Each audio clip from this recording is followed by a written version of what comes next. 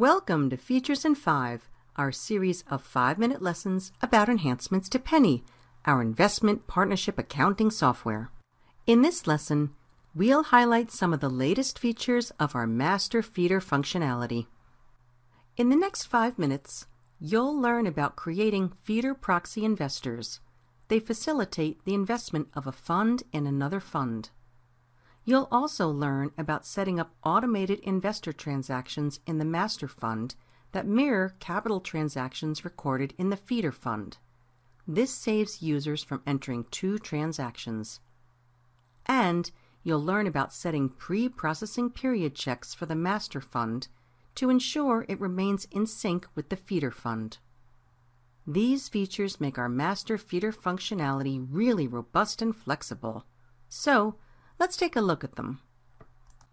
The first feature is our feeder proxy investor functionality.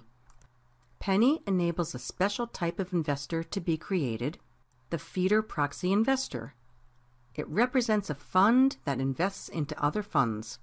For example, a feeder fund that invests into a master fund. The feeder proxy investor can be used in any Penny feature that references investors. For example, you can use it to enter a contribution for the master fund. One way we recommend to use feeder proxy investors is if you want to flow the P&L to specific investors. You create a feeder proxy investor for each role in the feeder fund and associate it with a default pass-through allocation method.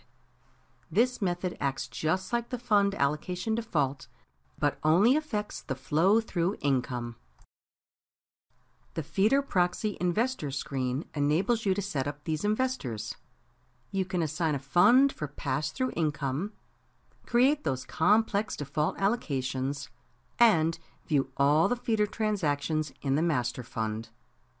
So that pretty much sums up our Feeder Proxy Investor type. Now let's take a look at another feature of the master feeder functionality, automating master investor transactions. Penny provides the option to automatically create transactions in the master fund that mirror capital transactions recorded in the feeder fund. This way, the user does not have to create 2 transactions, one in the feeder fund and one in the master fund.